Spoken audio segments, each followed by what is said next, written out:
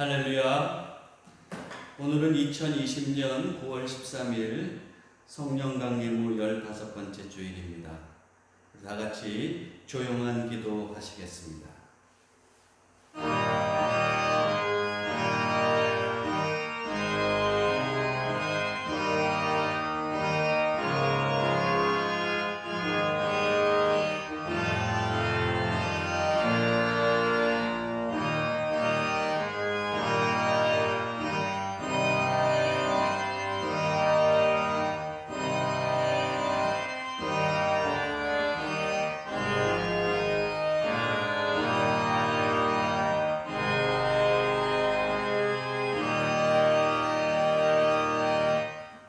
여호와는 위대하시니 우리 하나님의 성 거룩한 산에서 지극히 찬양 받으시리로다.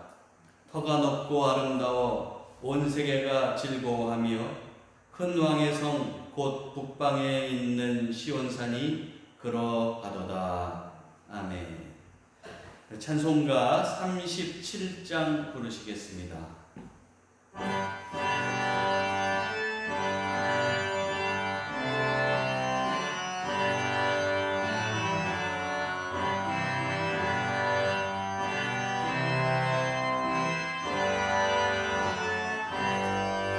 주 예수 이름 높이며 다 찬양하여라. 다 찬양하여라. 금멸류관을 들여서 만유의 주를 찬양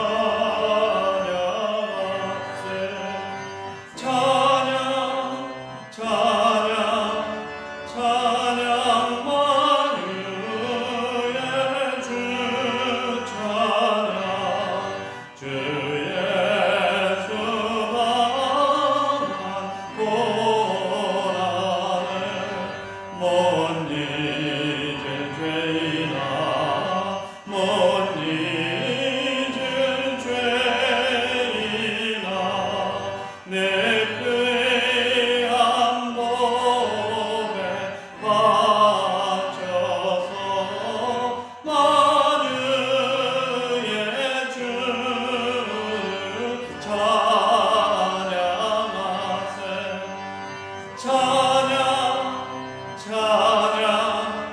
찬양 만유의 주 찬양. 이 지구 위에 거하는 온 세상 사람들 온 세상 사람들 그 크신 이름 높여서 만유의 주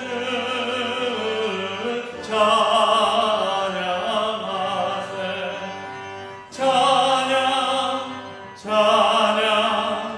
찬양 만유의 주 찬양.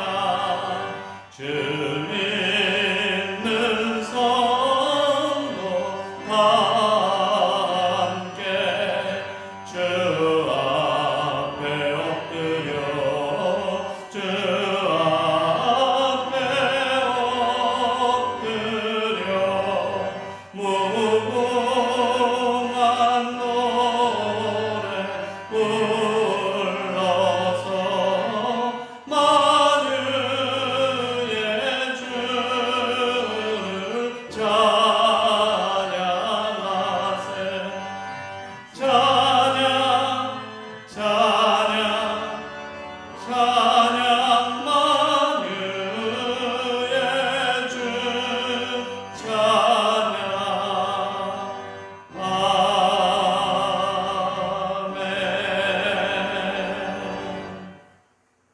사도신경으로 신앙 고백하시겠습니다.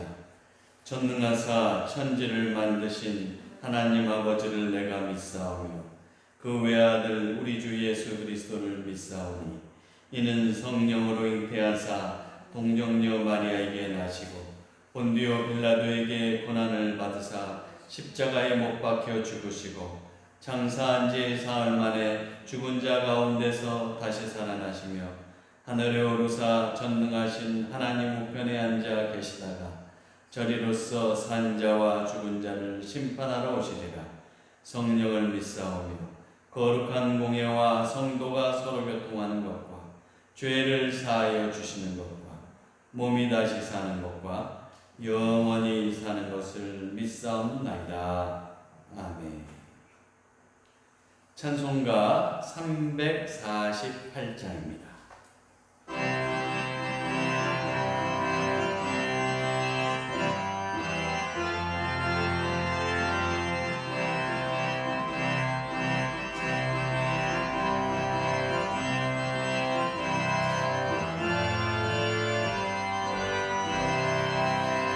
마귀들과 싸울지라 죄 앞서서 영예요 담대하게 싸울지라 저기 악한 적병과 심판날과 멸망에나 내가 섰는 눈앞에 곧 다가오리라. 영광 영광 할렐루야 영광 영광 할렐루야 영광 할렐루야 곧 승리하리라.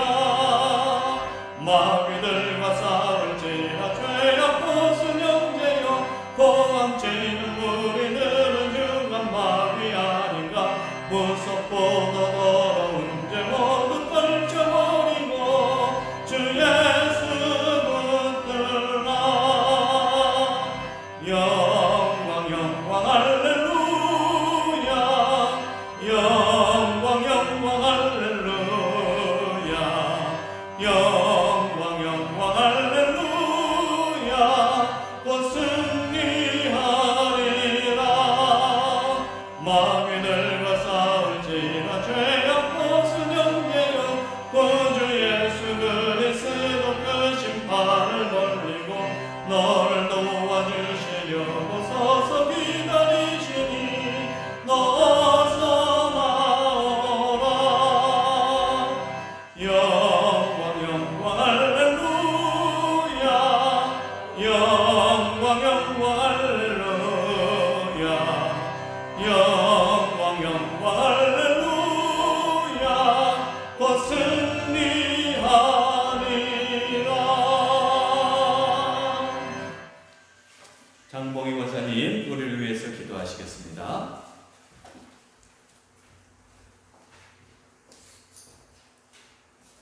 우리의 생사화복을 주관하시는 만군의 하나님 아버지께 찬양과 경배를 드립니다. 언제나 저희를 사랑하시고 지켜주시는 하나님 아버지께 감사드립니다. 하나님 아버지, 긴 장마와 홍수로 또 태풍으로 인하여 물에 잠기고 많은 시설물이 파괴되고 과일이 나빠지는 많은 피해를 입은 분들에게 힘과 용기를 주셔서 굳건히 일어설 수 있게 인도하여 주시옵소서. 하나님 아버지, 아직도 코로나19로 인해 고통받고 생명을 잃고 신음하고 있습니다. 코로나19가 속히 사라질 수 있게 역사하여 주시옵소서. 인간의 힘으로는 어찌할 수 없사오니 연구진들에게 지혜와 명철을 더하여 주셔서 백신과 치료제가 속히 개발될 수 있게 인도하여 주옵소서. 코로나19로 인하여 우리 삶이 많이 바뀌었습니다. 사람 만나기가 두렵고 피하는 삶이 되어 삶이 피폐하며 무기력한 삶을 살고 있습니다. 하나님 아버지, 저희들이 마음 놓고 주님 전에 나와 예배드리며 찬양과 기도로 영광 돌리는 삶을 살 수 있게 인도하여 주시옵고 저희들이 어떠한 어려움에 처하든지 아버지 말씀에 순종하며 예배의 감격이 저희 삶 속에서 벅차오르길 소원하며 피할 길을 찾아 헤매지 말고 피할 길이신 주님 앞에 엎드리게 하옵시고 저희 삶을 돌아보고 성찰의 삶을 살게 하옵소서. 아멘. 하나님 아버지, 환절기에 저희 성도님들 건강을 지켜주시옵고 치료를 받고 계신 권명순 집사님에게 치료의 강산을 보내주셔서 완쾌될 수 있게 인도하여 주시옵소서. 말씀을 전하시는 목사님 영육간에 강건하게 하여 주시옵고 전해 주시는 말씀에 은혜 받는 귀한 시간 되게 하여 주시옵소서. 주신 말씀에 또 주신 말씀 삶에 적응하며 살게 하옵소서. 감사하며 살아서 역사하시는 사랑이 많으신 예수님 이름으로 감사기도 드립니다. 아멘. 하늘에 계신 우리 아버지여, 이름이 거룩히 여김을 받으시오며 나라가 임하시오며 뜻이 하늘에서 이루어진 것 같이 땅에서도 이루어지이다. 오늘 우리에게 일용할 양식을 주시옵고 우리가 우리에게 죄 지은 자를 사하여 준 것 같이 우리 죄를 사하여 주시옵고 우리를 시험에 들게 하지 마시옵고 다만 악에서 구하시옵소서. 나라와 권세와 영광이 아버지께 영원히 있사옵나이다. 아멘.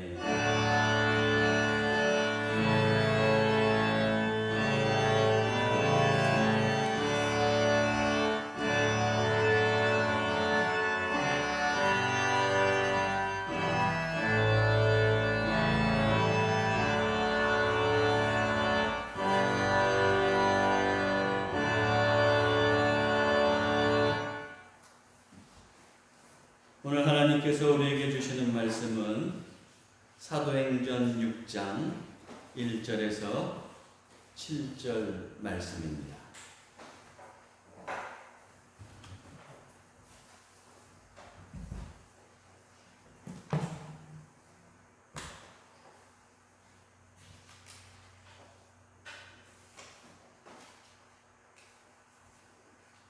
이 계시의 말씀을 봉독할 때에 살아계신 하나님의 음성을 들으시기를 기원합니다.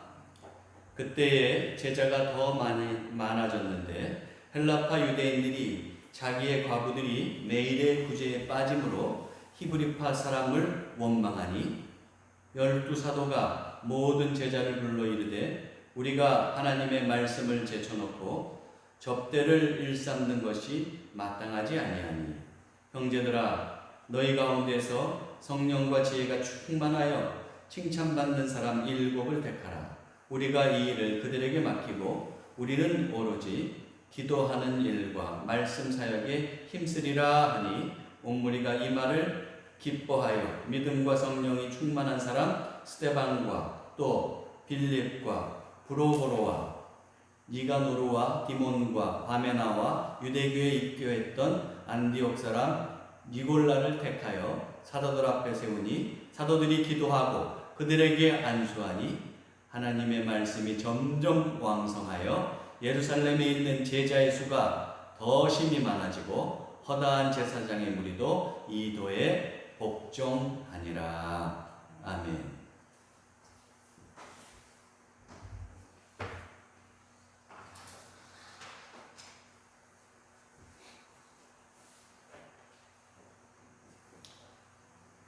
할렐루야.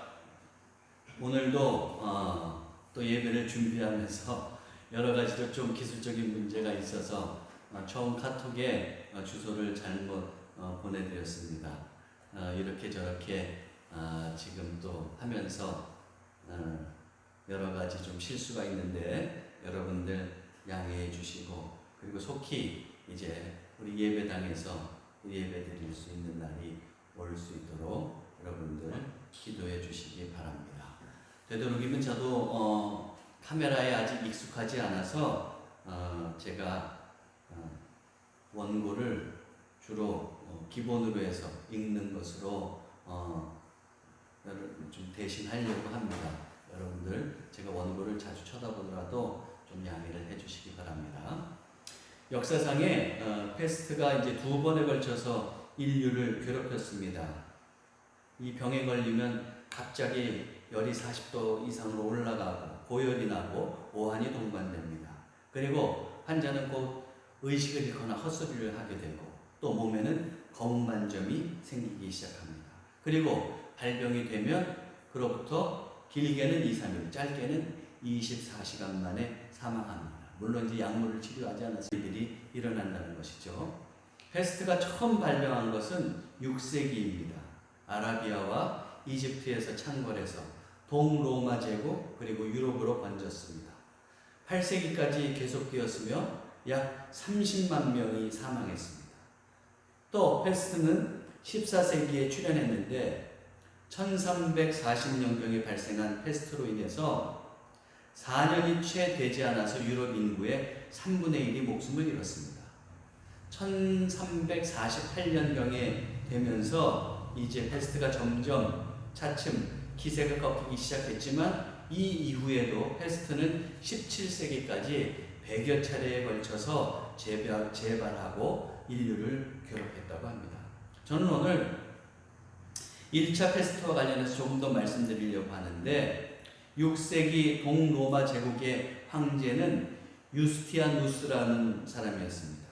그가 동로마 제국을 다스린 지 15년이 되었을 때 541년에 패스트가 이집트에서 발병했는데 그 발병한 패스트가 곡물 수송선을 타고 동로마 제국에 유입되었습니다. 그리고 동로마 제국에서 급격하게 번지고 유럽으로 퍼져나갔습니다. 유스티아누스 때 이 역병이 발병했다, 또 역병이 일어났다 그래서 당시에는 패스트인 줄 몰랐으니까 이 이름을 역병 이름을 뭐라고 불렀느냐? 유스티아누스 역병이라고 불렀습니다. 이 패스트로 인해서 동로마 제국의 수도인 콘스탄티노플에 살고 있던 인구의 40%가 사라졌습니다. 유스티아누스 황제도 이 패스트에 걸려서 죽다가 겨우 살아났습니다. 그런데 그는 이 패스트가 이렇게 창궐했을 때 이 위기 상황에서 어떻게 대처했을까요? 안타깝게도 그는 백성보다는 국고가 빌 것을 걱정했습니다. 해서 백성들에게 세금을 악착같이 걷었는데 당시 동로마 제국 역사가 프로코피우스는 이렇게 쓰고 있습니다. 황제는 파산한 자유민들에게 자비를 베풀지 않았다. 그는 개인별로 매긴 세금뿐 아니라 사망한 이웃의 세금까지 납부할 것을 요구했다. 패스트로 인해서 이제 어떻게 됩니까? 가게가 피폐해지고 살기 힘든데 죽은 이웃의 세금까지 나한테 내라고 하면 얼마나 힘들겠어요.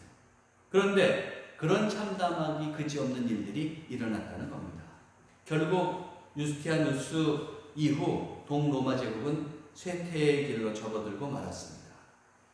제국 최고의 지도자가 위기 상황에서 잘못 판단하고 행동했기 때문에 그 위기를 극복하지 못하고 쇠퇴하게 된 것이죠. 위기는 누구에게나 다가옵니다. 개인과 가정을 비롯해서 국가적으로도 위기가 다가오고 심지어는 교회와 기독교에도 위기가 닥쳐옵니다. 우리가 이 세상에서 사는 한 위기는 다가오게 되어 있습니다. 중요한 것은 그런데 위기는 위험과 기회가 함께 어우러져 있다는 거예요. 그렇게 위험과 기회로 구성되어 있다는 겁니다. 그러므로 위기는 위험한 것이기도 하지만 제대로 대처하기만 하면 도약의 기회가 되기도 합니다. 동로마 제국 유스티아누스는 위기 상황에서 잘못 대처하여 오히려 제국을 쇠퇴하게 만들었지만 우리가 위기에 처했을 때 하나님을 의지하여 지혜롭게 판단하고 행동한다면 위기는 오히려 우리에게 기회가 될 수도 있습니다. 오늘 본문은 초대교회가 내부적으로 맞은 위기를 지혜롭게 해결해 나가는 그런 모습을 기록하고 있습니다. 자, 먼저 그러면 초대교회가 당면한 문제는 무엇이었을까? 그것부터 살펴보려고 합니다. 그동안은 살펴봤듯이 초대교회는 두 번에 걸쳐서 외부의 위협에 직면했었습니다. 첫 번째는 뭡니까? 베드로와 요한이 나면서부터 이제 걷지 못하는 사람을 치유해 줬을 때 공회에 불려가서 거기서 경고받고 그리고 신문도 받지 않았습니까? 그것이 외부적인 위협이었죠. 첫 번째 위협이었죠. 둘째는 이제 경고받는 것뿐만 아니라 사도들 모두가 공회로 끌려가서 신문받고 채찍질을 당했습니다. 이런 외부적인 위기 속에서도 초대교회는 위축되지 않고 성장을 계속합니다. 두 번째 이런 외부적인 위기가 있은 다음에 어떤 일이 일어나느냐? 오늘 말씀 1절 상반절을 보면 뭐라고 돼 있어요? 그때에 제자가 더 많아졌는데, 외부적인 위기를 겪은 그때에 제자들이 더 많아졌다. 믿는 사람들이 더 많아졌다. 어때요? 초대교회는 외부적인 위기에서 잘 대처해야 하고 오히려 믿음을 잃지 않았어요. 더 열심히 복음을 전했어요. 그래서 어떻게 됐습니까? 믿는 사람들이 더 많아진 것입니다. 그런데 이런 외부적인 위기만 있었던 것이 아니고 이번에는 내부적인 문제도 발생한 겁니다. 교회 내에 헬라파 유대인과 히브리파 사람들 사이에 갈등이 생겼습니다. 오늘 1절 하반절 말씀을 보면 이렇게 되어 있습니다.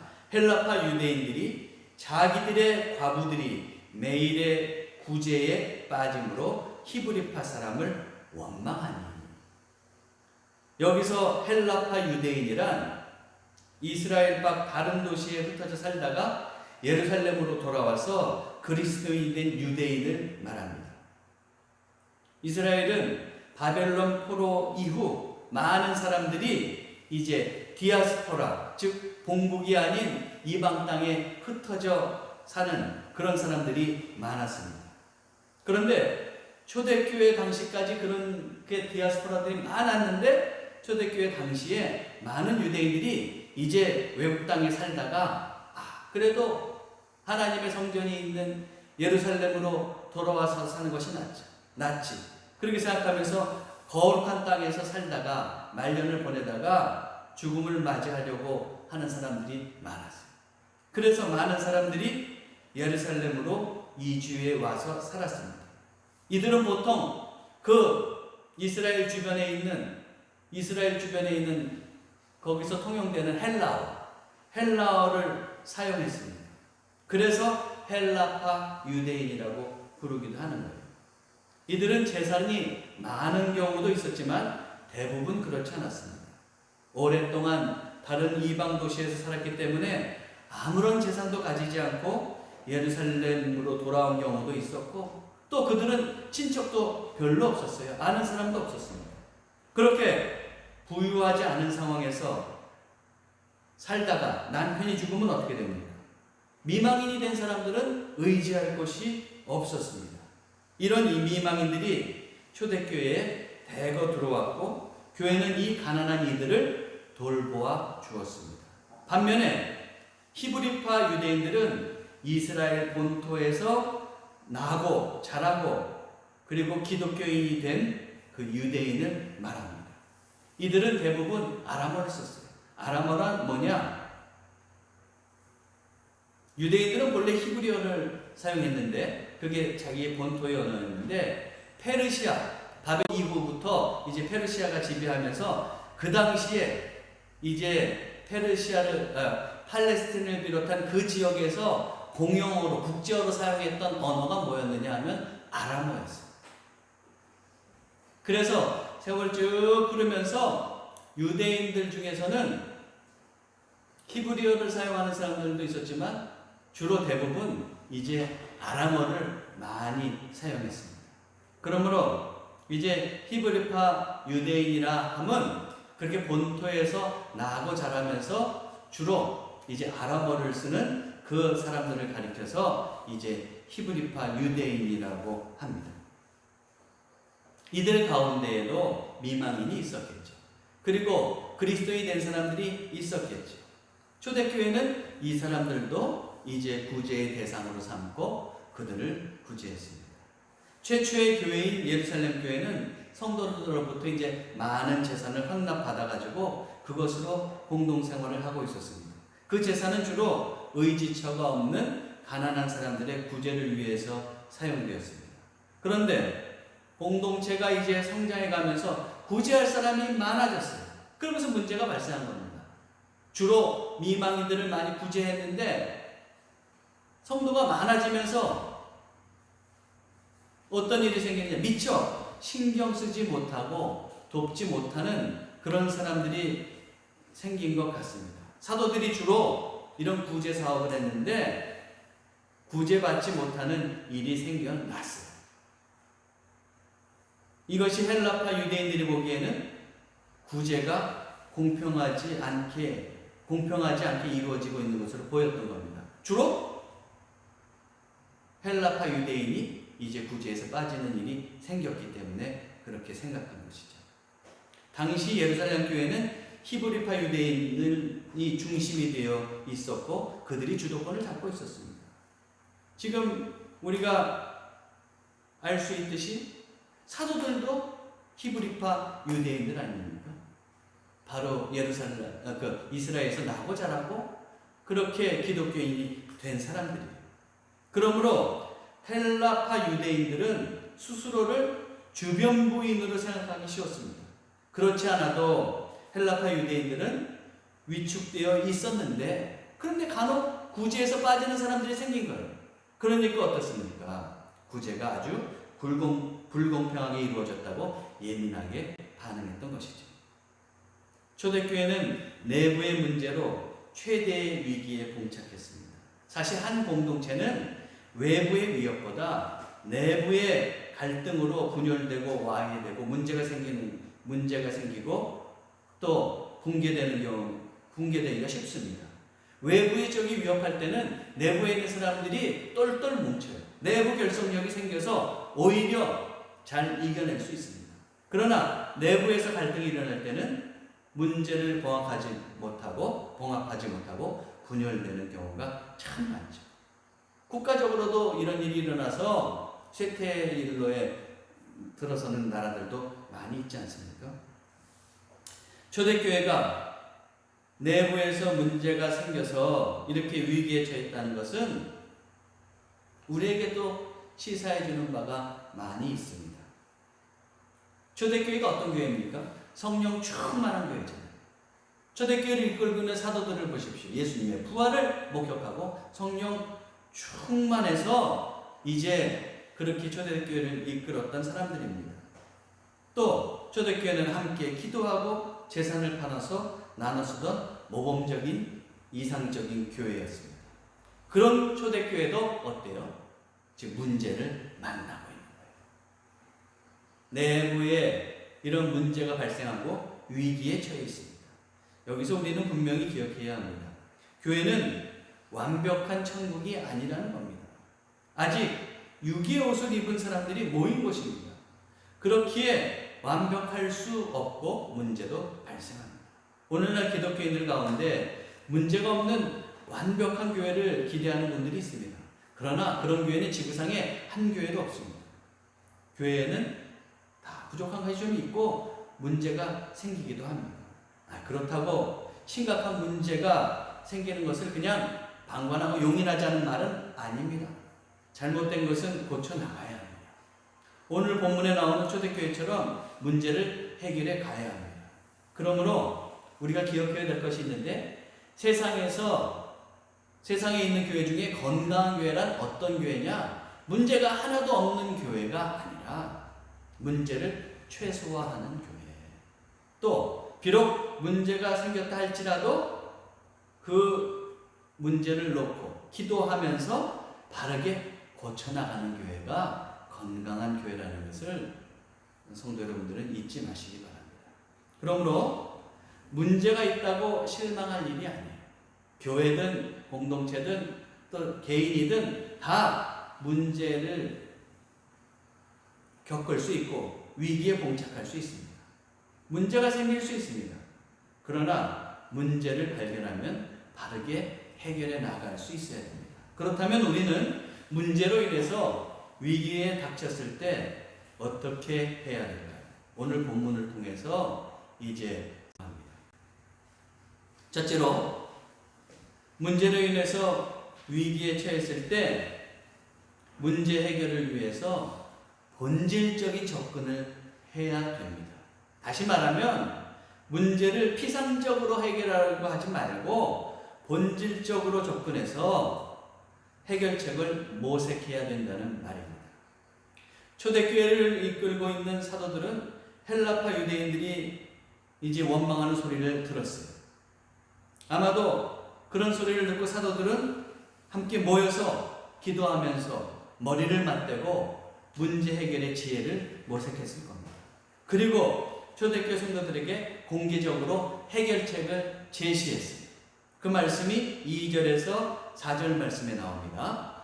12사도가 모든 제자를 불러 이르되, 12사도가 모든 제자를 불렀다. 여기서 제자는 믿는 사람들, 사도행전에서는 제자란 말은 그 그리스도를 믿는 사람들, 기독교인들을 가리켜서 제자란 말을 쓰고 있어요. 그러므로 온 성도를 부른 겁니다. 그리고 이르되, 우리가 하나님의 말씀을 제쳐놓고 접대를 일삼는 것이 마땅하지 아니하니 형제들아, 너희 가운데서 성령과 지혜가 충만하여 칭찬받는 사람 7을 택하라. 우리가 이 일을 그들에게 맡기고 우리는 오로지 기도하는 일과 말씀 사역에 힘쓰리라 하니. 자, 여기서 12사도는 성도들에게 뭐라고 얘기했어요? 그들은 구제 봉사할 사람 7명을 뽑으라고 제안합니다. 사도들이 그렇게 한 이유는 자신들이 근본적으로 해야 할 일을 한동안 등한시했다는 것을 깨달았기 때문입니다. 그러면 그들이 근본적으로 해야 될 게 뭐예요? 그게 뭡니까? 기도하고 말씀 전하는 일입니다. 2절에 보면 우리가 하나님의 말씀을 제쳐놓고 접대를 일삼는 것이 마땅하지 아니하니. 4절, 우리는 오로지 기도하는 일과 말씀 사역에 힘쓰리라.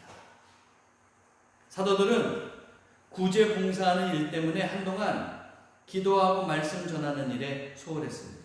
그런데 교회에 내부적인 문제가 생겼을 때 본질적으로 생각해 본 거예요. 그러면서 깨달은 거예요. 아, 우리가 해야 될 본질은 이거지. 말씀을 전하고 기도하는 것이지. 그 결과 이제 구제 사역은 다른 7사람들에게 위임하고 자신들은 그 본질에게로 돌아가겠다고 지금 천명하고 있는 겁니다. 사도들은 교회 내부적으로 분배가 불공평하다는 문제가 제기되었을 때 그냥 그래 불공평해? 앞으로 그러면은 잘해보겠습니다.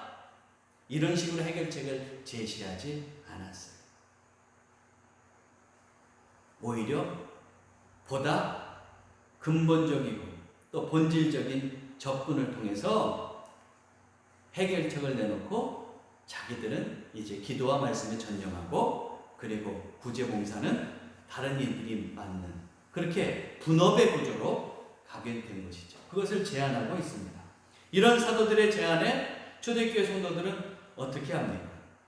7명의 봉사자를 선출하고 있죠. 5절 말씀, 온 무리가 이 말을 기뻐하여 믿음과 성령이 충만한 사람 스데반과 빌립과 프로고로와 니가노르와 디몬과 바메나와 유대교회에 입교했던 안디옥 사람 니골라를 택하여.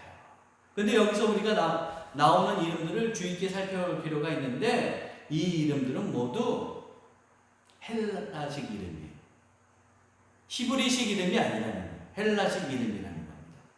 좀 더 구체적으로 말하면 6사람이 헬라파 유대인이고 한 사람 니골라만 이방인으로 유대교에 입교한 사람이었어요.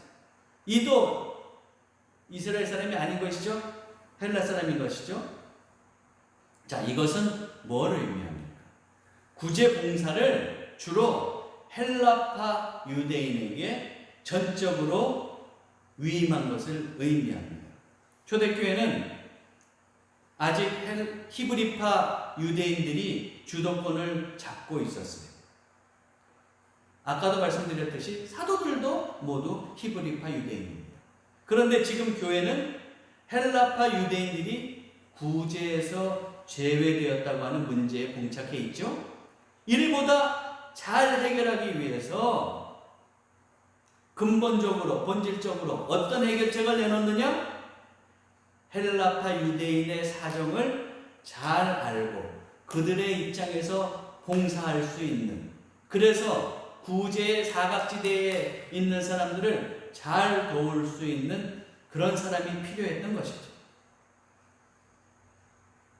그래서 초대교회는 사도들의 제안을 받았을 때 봉사자를 뽑는 문제를 본질적으로 생각하고 의도적으로 헬라파 유대인을 선출한 겁니다. 사실 이런 결정을 한다는 것은 히브리파 유대인들에게는 썩 마음에 내키는 일은 아니었을 겁니다. 왜냐하면 그래도 교회에서 주도적인 역할을 하는 사람들은 주로 자신들 히브리파 유대인들이라고 생각했는데 이제 어떻게 되는 겁니까? 그렇게 헬라파 유대인들이 그런 봉사직을 다 맡으면 오히려 굴러온 돌이 박힌 돌을 뽑아버리는 식이 되고 마는 것 아닙니까? 그럼에도 불구하고 문제를 근본적으로 해결하기 위해서 그들은 어떻게 하느냐? 초대교회 성도들은 헬라파 유대인을 선출했던 겁니다. 참으로 지혜롭고 아름다운 결정입니다. 자, 정리해 보겠습니다. 초대교회는 문제에 봉착했을 때 대증적이거나 또한 피상적으로 대증적, 즉 다시 얘기하면 그냥 잠깐 일시적이거나 피상적으로 접근하지 않고 사도들과 온 성도들은 문제를 해결하기 위해서 본질적으로 접근해서 근본적인 해결책을 마련했습니다. 우리도 때때로 문제에 봉착하게 됩니다. 개인적으로 가정이나 일터에서 교회에서 다 문제를 봉착하게 되는데 그때 어떻게 해야 됩니까? 문제를 눈 감아요? 그러면 안 되죠. 문제를 해결해야 되는데 그것을 해결할 때 그 해결책이 일시적이거나 피상적이 되지 않도록 해야 합니다. 그러기 위해서는 하나님께 문제를 내놓고 기도할 필요가 있죠.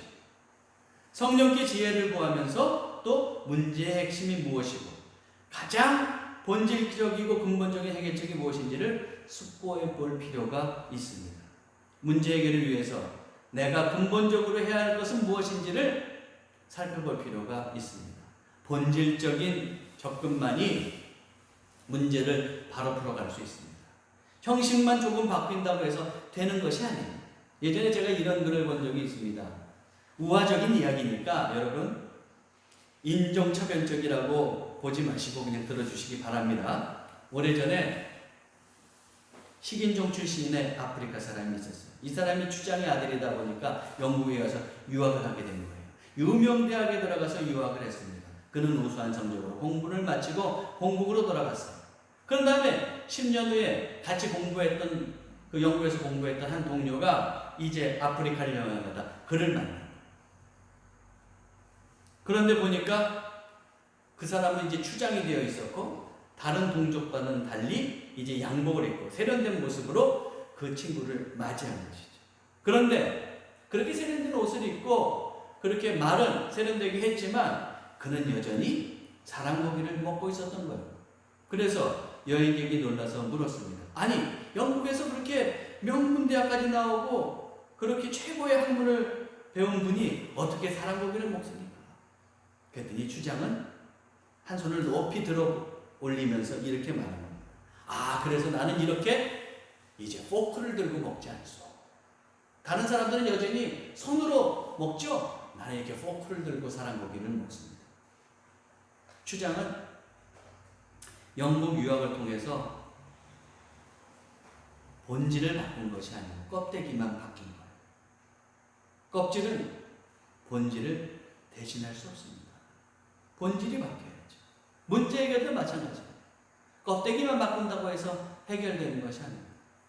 진정으로 문제를 해결하려고 하면 본질이 변화되어야 되죠. 사랑하는 성도 여러분, 문제가 발생했을 때 먼저 본질을 생각할 줄 아는 그런 지혜로운 그리스도인이 되시기 바랍니다. 둘째로, 이렇게 본질적인 문제가 닥쳤을 때 본질적인 접근을 했다고 한다면, 그래서 해결책을 찾았다고 한다면 그 다음에 무엇을 해야 됩니까? 마땅히 실행할 수 있어야 합니다. 사도들은 초대교회 성도들에게 구제 봉사를 위해서 이제 뭐라고 제안했어요? 성령과 지혜가 충만하여 칭찬받는 사람 7을 택하라고 그렇게 제안했죠. 그러자 온 무리는 이 말을 기뻐하면서 7사람을 택하여 사도들 앞에 세웠다 그랬어요. 6절 상반절에 보면 뭐라고 되어 있어요? 사도들 앞에 세우니. 초대교회 성도들은 사도들의 제안을 받고 머뭇거리지 않았어요. 충분히 충분히 논의하여 가장 적절한 사람 7명을 선택해서 세웠습니다. 그렇게 실행에 옮겼어요. 이렇게 초대교회 성도들은 해결책이 주어졌을 때 망설이지 않았어요. 곧바로 행동에 옮겼습니다. 뿐만 아니라 사도들은 또한 어떻게 합니까? 그렇게 추천받은 7사람이 이제 세워졌을 때 어떻게 되는 거예요? 그들이 구제 봉사에 임할 수 있도록 즉시 기도하고 안수했어요. 6절 사도들이 기도하고 그들에게 안수합니다. 이제 안수받았으니까 어떻게 해요? 곧바로 현장에 투입될 수 있는 것이죠. 아무리 추천돼서 올라와서도 미적거리면서 오래 끈 것이 아니에요. 그들을 위해서 기도하고 안수해서 이제 현장에서 투입되어서 일을 할 수 있도록 만든 것이죠. 문제가 생겼을 때는 우선적으로 본질적인 해결책을 찾아야 합니다. 그러나 거기에만 머무르면 안 됩니다. 해결책을 찾았으면 실행에 옮겨야 합니다. 만약에 실행에 옮기지 않는다면, 그리고 생각만 하고 해결책을 생각으로만 갖고 있다고 한다면 그 생각은 쓰레기가 되고 말 것입니다. 이런 이야기가 있어요. 어느 날 한 사람이 아주 유명한 사상가인 윌리엄 브레이크를 찾아왔어요. 그러면서 그가 이렇게 블레이크에게 물은 겁니다. 위대한 사상가가 되려고 하면 어떻게 해야 됩니까? 그랬을 때 이 윌리엄 블레이크가 딱 한마디를 했어요. 뭐라고 그러냐면 많이 생각하십시오. 많이 생각하십시오. 그는 마치 보물이라도 얻은 듯이 그 말을 마음에 담고 집으로 왔어요. 그리고 어떻게 하느냐면 하루 종일 움직이지도 않고 천장을 바라보면서 생각만 합니다.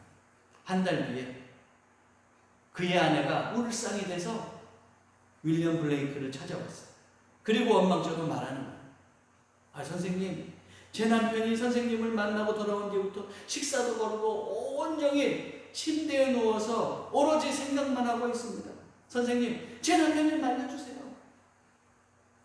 그래서 블레이크가 그 집을 방문해 보니 부인의 말처럼 남자는 침대 위에 누워가지고 꼼짝 않고 있는데 보니까 뼈만 앙상하게 났는. 그는 윌리엄 블레이크를 보자 가까스로 일어서면서 이렇게 말했어요. 선생님, 그동안 저는 생각할 수 없을 때까지 생각했습니다. 위대한 사상가가 되려면 더 얼마나 생각을 해야 됩니까? 블레이크가 말했어요. 매일 생각만 하고 행동하지는 않았군요. 대체 무슨 생각을 그렇게 했습니까? 머리에 담아둘 수 없을 만큼 그렇게 많이 생각했습니다. 그 말을 들은 블레이크가 이렇게 말했습니다. 제가 깜빡 잊고 말씀드리지 않은 게 있어요. 행동하지 않는 사람의 생각은 쓰레기와 같다는 겁니다. 행동하지 않은 사람의 생각은 쓰레기와 같다. 아무리 여러분 생각해 보세요. 아무리 좋은 아이디어가 있으면 뭐합니까? 그걸 실행에 옮기지 않으면 그건 그저 쓰레기가 되고 마는 겁니다. 실행해야 결과를 얻을 수가 있습니다. 세상에는 문제에 부딪혔을 때 본질적으로 깊이 생각하지 않고 너무 성급하게 행동하는 사람이 있어요. 그런가 하면 문제에 닥쳤을 때 또 어떤 사람은 신중하게 생각을 하는데 행동하지 않는 사람도 있습니다. 둘 다 바람직한 태도가 아니죠. 그리스도인이라면 어떻게 됩니까? 현명한 그리스도인이라면 문제에 봉착했을 때, 위기에 닥쳤을 때 기도하면서 그 문제를 어떻게 해결해 나갈지 본질적으로 생각하고 해결책을 모색해 봐야 돼요. 그 다음에 그 생각을 통해서 해결책을 찾았다고 한다면 과감하게 실행할 수 있어야 합니다. 초대교회는 이 두 가지 원칙을 지켰습니다. 그 결과 어떤 일이 일어났습니까? 7절 말씀을 보세요. 하나님의 말씀이 점점 왕성하여 예루살렘에 있는 제자의 수가 더 심히 많아지고 허다한 제사장의 무리도 이도에 복종하니라. 하나님의 말씀이 점점 왕성해져서 예루살렘에 있는 제자의 수가 더 많아졌대요. 믿는 사람들이 더 많아졌다는 말입니다. 내부적인 그런 문제로 인해서 위기에 봉착했지만 근본적인 해결책을 찾고, 본질적으로 생각해서 근본적인 해결책을 찾고 그것을 실행함으로, 해결해 나감으로 오히려 교회는 더욱더 성장해 간 겁니다. 심지어 허다한 제사장의 무리도 이도에 복종입니다. 제사장은 주로 사두개인들이죠. 사두개인들, 우리가 사도행전에서 계속 보지만 얼마나 기독교인들을 싫어했어요. 그런데 그 사람들 중에서도 복음을 받아들이고 믿는 사람들이 생겼다는 거예요. 얼마나 놀라운 모습입니까? 인생에서 문제와 위기는 피할 수 없지만 그것을 잘 극복하면 초대교회와 같은 아름다운 결실을 맺을 수 있다는 것을 잊지 마시기 바랍니다. 문제로 인하여 위기에 봉착했을 때 기도하면서 본질적인 해결책을 모색하십시오. 그리고 하나님께 맡기고 과감하게 실행하십시오.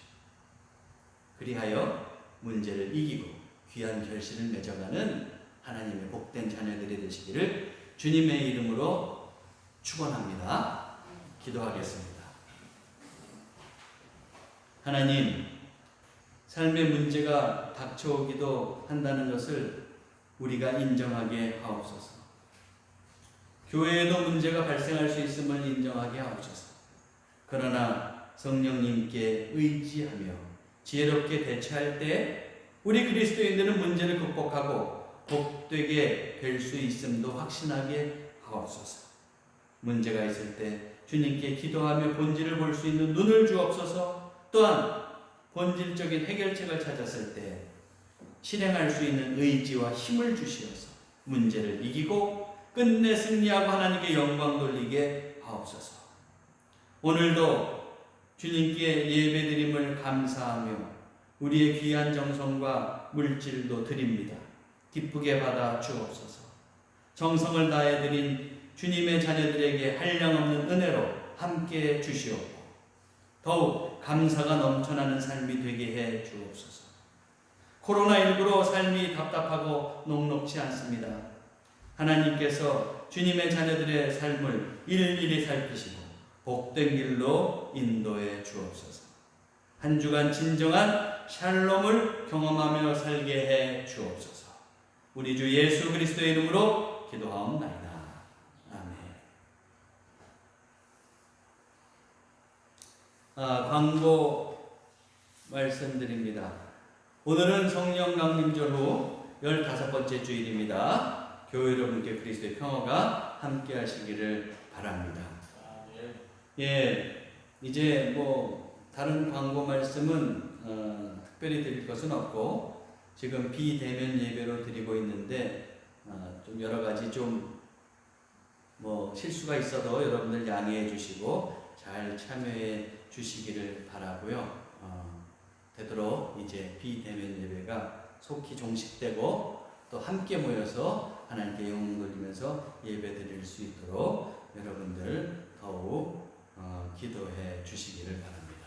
한 주간을 살아갈 때도 또 주님 안에서 더욱더 승리하면서 살아가시기를 바랍니다. 찬송가 342장 부르시겠습니다.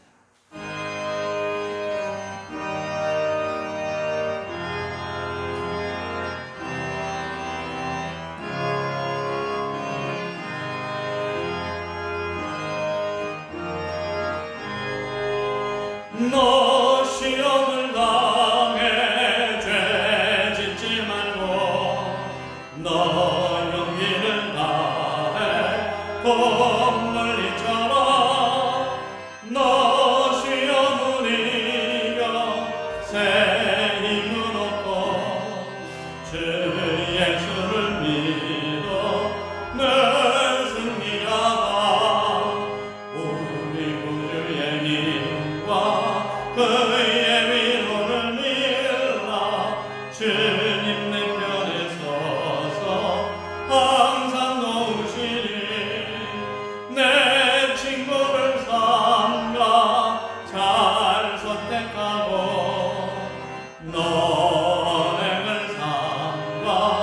늘 조심하라. 너의 힘을 다해 늘 충성하고 온 정성을 다해 주 봉사하라. 우리 구주의 힘과 그의 위로를 빌라. 주님 내 편에 서서 항상 놓으시니 잘 이기는 자는 상 받으리니 너네 늘 삼가 늘 조심하라. 너 열심을 다해 주시리니 주 예수를 믿어 늘 승리하라. 우리 구주의 힘과 그의 위로를 빌라. 주님 내 편에 서서 항상 도우시리. 기도하시겠습니다. 이제는 우리 주 예수 그리스도의 은혜와 하나님 아버지의 지극하신 사랑하심과 성령님의 감화감동 교통내주 위로 역사하심이 문제로 인하여 위기에 닥쳤을 때 본질적으로 문제를 생각하고 해결책을 찾으며 담대히 실행하며 나아갈 것을 다짐하는 주의 자녀들, 그리하여 승리하며 살기를 소망하는 주의 자녀들 머리 위에 이제로부터 영원까지 함께해 주시옵기를 간절히 축원하옵나이다. 아멘.